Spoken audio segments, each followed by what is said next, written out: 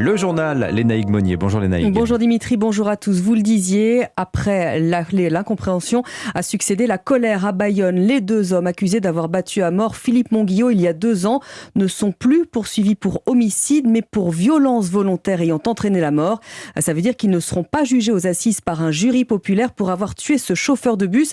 C'est une décision inacceptable pour maître Alexandre Novion, qui est l'avocat de sa famille.